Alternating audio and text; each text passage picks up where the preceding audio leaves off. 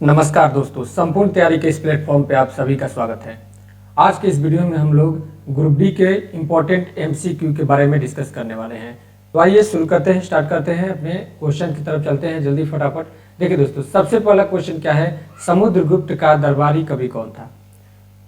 Question है समुद्रगुप्त का दरबारी कवि कौन था। और दोस्तों लास्ट में आप लोग अपना स्कोर हमें जरूर भेजिएगा, नीचे कमेंट बॉक्स में स्कोर अपना हमें जरूर साझा कीजिएगा ताकि आप सभी की तैयारी को हम परख सके। ठीक है, पहला क्वेश्चन का आंसर दीजिए। समुद्रगुप्त का दरबारी कवि कौन था। समुद्रगुप्त का दरबारी कवि कौन था। हरिसेन समुद्रगुप्त का दरबारी कवि माना जाता था। और दोस्तों हरिसेन समुद्रगुप्त का दरबारी कवि होने के साथ साथ में इससे और क्वेश्चंस आते हैं। क्वेश्चंस ये आते हैं कि दोस्तों एक आप लोगों ने नाम सुना होगा इलाहाबाद स्तंभ। क्या नाम सुना होगा, इलाहाबाद स्तंभ का नाम सुना होगा। तो इलाहाबाद स्तंभ या इसे प्रयाग प्रशस्ति भी कहा जाता है। क्वेश्चन काफी इंपॉर्टेंट है, प्रयाग प्रशस्ति भी इसे कहा जाता है। ठीक है, प्रयाग प्रशस्ति भी इसे कहा जाता है। तो इलाहाबाद स्तंभ या प्रयाग प्रशस्ति के रचयिता के बारे में अगर आप लोगों से पूछे तो आप लोग क्या जवाब दीजिएगा, हरिसेन आप लोगों को सही टिक करना है। और ये भी आप लोगों को ध्यान में रखना है कि इसमें कितनी पंक्तियां हैं, टोटल 33 पंक्तियां इस जो शिलालेख है उसमें कितनी पंक्तियां हैं, टोटल 33 पंक्तियां हैं। ठीक है, उसके बाद में दोस्तों बाणभट्ट के बारे में आप लोग बात करें तो बाणभट्ट से एक इंपॉर्टेंट क्वेश्चन आता है, बाणभट्ट किसके दरबारी कवि थे। तो बाणभट्ट दरबारी कवि थे, किसके दरबारी कवि थे, आप लोग के हर्षवर्धन। ठीक है, राजा हर्षवर्धन के दरबारी कवि हुआ करते थे बाणभट्ट। नेक्स्ट आता है चांद बरदाई के दोस्तों बारे में अगर क्वेश्चन पूछे तो चांद बरदाई किसके दरबारी कवि थे। चांद बरदाई जो थे पृथ्वीराज चौहान। कौन, पृथ्वीराज चौहान के दरबारी कवि हुआ करते थे, पृथ्वीराज चौहान। और भवभूति की अगर हम लोग बात करें तो भवभूति कन्नौज के राजा आप लोग को याद होगा यशोवर्मन। कन्नौज के राजा कौन है, यशोवर्मन के दरबारी कवि हुआ करते थे। ठीक है, नेक्स्ट क्वेश्चन की तरफ बढ़ते हैं। जैन धर्म के पहले तीर्थंकर कौन थे। जैन धर्म के पहले तीर्थंकर की अगर हम लोग बात करें तो पहले तीर्थंकर कौन थे। जैन धर्म के पहले तीर्थंकर थे ऋषभदेव। ठीक है, पहले तीर्थंकर ऋषभदेव आप लोग को इंपॉर्टेंट यहाँ पे क्वेश्चन आ जाता है। जैन धर्म से क्वेश्चंस आप लोग को एग्जाम में पूछे जाते हैं और ये दोस्तों ग्रुप डी के लिए आप लोगों को काफी इंपॉर्टेंट है। ग्रुप डी के लिए तो मोस्ट इंपॉर्टेंट एमसीक्यू है। ठीक है, चलिए देखिए उसके बाद में जैन धर्म ऋषभदेव के बारे में थोड़ी सी कुछ चर्चा करें तो ऋषभदेव का जन्म कहाँ हुआ था। इनका जन्म हुआ था अयोध्या में। क्वेश्चन अगर आप लोगों से पूछ दे इनका जन्म कहाँ हुआ था, अयोध्या में इनका जन्म हुआ था। और किस वंश से संबंध रखते थे, इक्ष्वाकु वंश। ठीक है, किस वंश से संबंध रखते थे, इक्ष्वाकु वंश से संबंध रखते थे। उसके बाद में दोस्तों क्वेश्चन आप लोगों से पूछा जाए कि जैन धर्म के बारे में कुछ इंपॉर्टेंट देखिए एमसीक्यू मैं आप लोगों को बताता हूँ। जैन धर्म से रिलेटेड कुछ आप लोग को इंपॉर्टेंट बताता हूँ। देखिए तीर्थंकर पूछे जाते हैं, फर्स्ट तीर्थंकर, सेकंड तीर्थंकर, और उसके बाद में आप लोग को 22वां याद रखना है, 23वां याद रखना है, 23वां याद रखना है और 24वां याद रखना है। ठीक है, 24वां आप लोग को याद रखना है। तो पहले तीर्थंकर की अगर हम लोग बात करें तो पहले तीर्थंकर आप सभी को पता हो गया कौन थे, ऋषभदेव। पहले तीर्थंकर कौन थे, ऋषभदेव। ठीक है, ऋषभदेव पहले तीर्थंकर थे। दूसरे तीर्थंकर कौन थे, अजितनाथ। और 22वें की अगर बात करें तो अरिष्टनेमी। ठीक है, अरिष्टनेमी। और 23 नंबर की बात करें, जल्दी बताइए, पार्श्वनाथ। 23 नंबर पार्श्वनाथ। और 24वें और ये दोस्तों लास्ट तीर्थंकर जैन धर्म के अगर आप लोगों से क्वेश्चन पूछे जैन धर्म का अंतिम तीर्थंकर या फिर 24वां तीर्थंकर कौन था तो महावीर। ठीक है, कौन है, महावीर है। इतना तक क्लियर है आप लोग को। चलिए आगे बढ़ते हैं 3 नंबर क्वेश्चन की तरफ। कलिंग के राजा खारवेल का संबंध किस राजवंश से था। महामेधवाहन वंश, हर्यक वंश, रठ भोजक वंश या सातवाहन वंश। तो दोस्तों कलिंग का राजा जो खारवेल था, यहाँ पे आप लोगों को महामेधवाहन वंश के नाम को देखने को मिलेगा। महामेधवाहन वंश राइट आंसर हो जाएगा। और दोस्तों महामेधवाहन वंश क्वेश्चन पूछता है कि किसके पतन के बाद। तो ये दोस्तों आप लोगों का मौर्य साम्राज्य का जब पतन होता है, किसका, मौर्य साम्राज्य का जब पतन होता है, मौर्य साम्राज्य का जब पतन होता है उसके बाद में आप लोगों को महामेधवाहन वंश देखने को मिलता है। ठीक है, और दोस्तों ये जो राजा खारवेल हुआ करते थे ये इस वंश के तीसरे शासक थे, थर्ड शासक थे इस वंश के।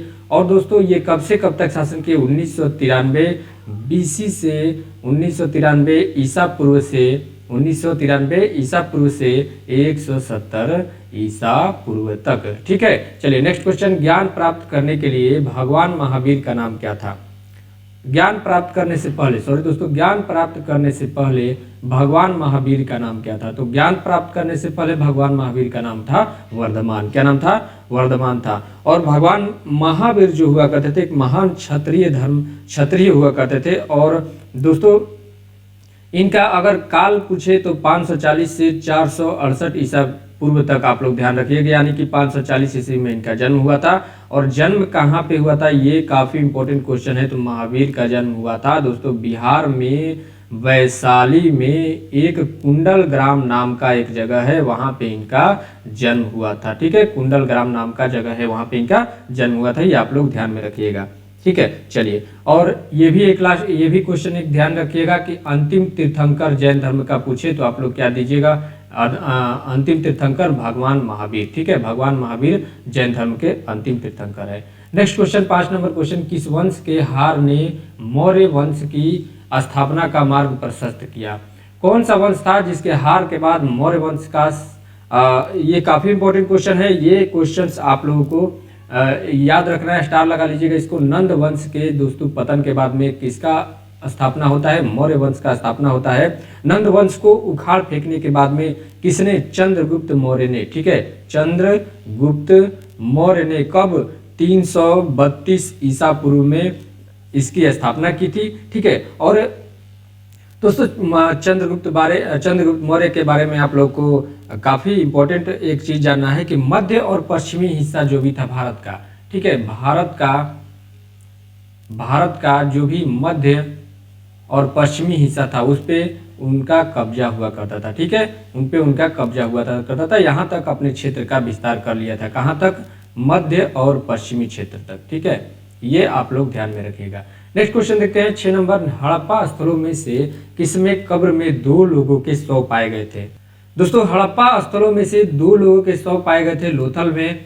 लोथल में दोस्तों क्या होता था, वहां पे जब भी किसी की डेथ होती थी तो वहां पे एक साथ 2 शवों को दफनाया जाता था। एक साथ कितने शव को? 2 शव को एक साथ दफनाया जाने का काम हुआ करता था वहां पे। और दोस्तों लोथल कहाँ पे पड़ता है? ये पड़ता है आपका गुजरात। ठीक है, कहाँ पे? गुजरात का एक दोस्तों भाल क्षेत्र है, वहां पे लोथल पड़ता है। सिंधु घाटी सभ्यता का दक्षिण शहरों में से एक माना जाता है लोथल को। ठीक है, और इसमें दोस्तों, ठीक है, चलिए नेक्स्ट क्वेश्चन की तरफ देखते हैं। 7वां नंबर क्वेश्चन। 7वां नंबर क्वेश्चन देखिए, मौर्य शासन में कृषि के लिए अधीक्षक के रूप में किन्हें जाना जाता था? कृषि की बात कर रहा है दोस्तों, तो कृषि के लिए ये क्वेश्चन इंपॉर्टेंट है। कृषि के लिए दोस्तों सीता अध्यक्ष, अगर बात करें कृषि के जो अधीक्षक होते थे उस समय, उन्हें क्या बोला जाता था? उन्हें बोला जाता था सीता अध्यक्ष। और दोस्तों यहाँ पे आप लोग को दिया है, देखिए यहाँ पे ध्यान से देखिए, आप लोग को बताना है शुल्काध्यक्ष। शुल्काध्यक्ष तो जो भी टैक्स लिया जाता था, जो भी कर लिया जाता था, कर के प्रभारी को क्या बोला जाता था? शुल्काध्यक्ष बोला जाता था। और लोहाध्यक्ष, लोहा के प्रभारी को, ठीक है, लोहाध्यक्ष, लोहा के प्रभारी को, नाम से ही पता चल जा रहा है, लोहा के प्रभारी को। पौतवा अध्यक्ष के बारे में अगर बात करें तो वजन और उपाय के प्रभारी थे। ठीक है, वजन और उपाय के प्रभारी थे कौन? पौतवा अध्यक्ष को बोला जाता था। नेक्स्ट क्वेश्चन देखिए, 8 नंबर, राजा गोंडो फर्निज किस राजवंश से संबंधित थे? गोंडो फर्निज की अगर हम लोग बात करें तो ये दोस्तों पार्थियन वंश से संबंध रखते थे, गोंडो फर्निज। और ये दोस्तों पश्चिमी पाकिस्तान में जो भारतीय पहलवी राज्य के संस्थापक हुआ करते थे। ठीक है, कौन? पहलवी राज्य के संस्थापक हुआ करते थे।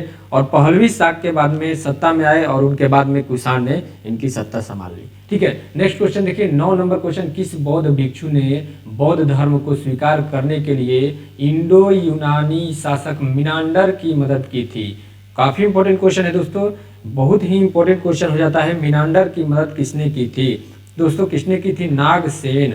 कौन? नागसेन। इंडो यूनानी शासक मिनांडर को दोस्तों नागसेन द्वारा बौद्ध धर्म स्वीकार कराया गया था। और नागार्जुन भी इसे कहा जाता है, ये क्वेश्चन आता है आप लोग को, नागार्जुन।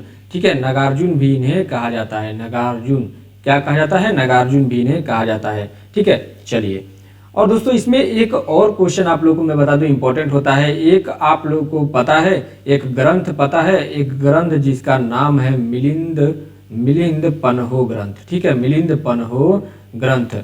ये ग्रंथ दोस्तों काफी इंपॉर्टेंट होता है। इसमें क्वेश्चन आप लोगों से पूछता है कि इस ग्रंथ में किसके बातचीत का, वार्तालाप का दोस्तों जिक्र है। तो इस ग्रंथ में मिनांडर और नागसेना, जो यूनानी शासक, इंडो यूनानी शासक मिनांडर और नागसेना जिसने उनको बौद्ध धर्म स्वीकार कराया था, उसके बीच की वार्ता इसमें वर्णन किया गया है। चलिए नेक्स्ट क्वेश्चन, 10 नंबर क्वेश्चन, किसे भारत का नेपोलियन के रूप में जाना जाता है। तो भारत का नेपोलियन, ये भी दोस्तों कोई पूछने वाली बात है, समुद्रगुप्त। 3 नंबर समुद्रगुप्त। और समुद्रगुप्त को दोस्तों क्यों नेपोलियन कहा जाता है, तो उनकी विस्तारवाद नीति, जो क्षेत्र विस्तार का जो नीति था, उसके कारण इन्हें भारत का नेपोलियन कहा जाता है, भारत का नेपोलियन कहा जाता है।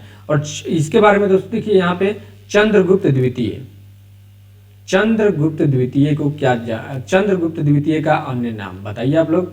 चंद्रगुप्त द्वितीय का अन्य नाम, इनको किस नाम से जाना जाता था, इनको विक्रमादित्य। अगर क्वेश्चन आप लोगों से पूछे विक्रमादित्य के नाम से किसे जाना जाता है, तो आप लोगों को बताना है चंद्रगुप्त द्वितीय। ठीक है, चंद्रगुप्त द्वितीय। और दोस्तों क्वेश्चन एक मैं आप लोगों से पूछूंगा, उसका आंसर आप लोगों को कमेंट बॉक्स में कमेंट करके बताना है, और आप अपना स्कोर भी आप लोगों को हमें कमेंट बॉक्स में कमेंट करके बताना है। तो क्वेश्चन मैं आप लोगों से ये पूछ रहा हूँ, किसके शासनकाल के दौरान कालिदास प्रसिद्ध कवि जो थे, वह किसके शासनकाल के दौरान थे। ठीक है, क्वेश्चन आप लोगों से पूछ रहा हूँ, आप लोग कमेंट बॉक्स में नीचे कमेंट कीजिएगा। कालिदास, कालिदास किसके शासनकाल के दौरान कवि थे। ठीक है, उसके बाद में दोस्तों यहाँ पे हर्षवर्धन की अगर हम लोग बात करें, तो हर्षवर्धन का क्षेत्र की अगर हम बात करें, तो हर्षवर्धन कहाँ कहाँ शासन किया था, थानेश्वर और हरियाणा। ठीक है, थानेश्वर और हरियाणा का जो क्षेत्र था, उधर ये हर्षवर्धन शासन करने का काम किया करता था। हिनसांग ने हर्षवर्धन के शासनकाल में भारत का दौरा किया था। चलिए दोस्तों, ये है आज का क्वेश्चन। अगर आप लोग को वीडियो पसंद आया है तो दोस्तों अपने फ्रेंड्स में ज़्यादा से ज़्यादा शेयर कीजिए, और इससे अगर कुछ सीखने को मिला है तो वीडियो को, चैनल को सब्सक्राइब कर दीजिएगा, लाइक कर दीजिएगा, और मिलते हैं अपने अगले वीडियो में। Thank you.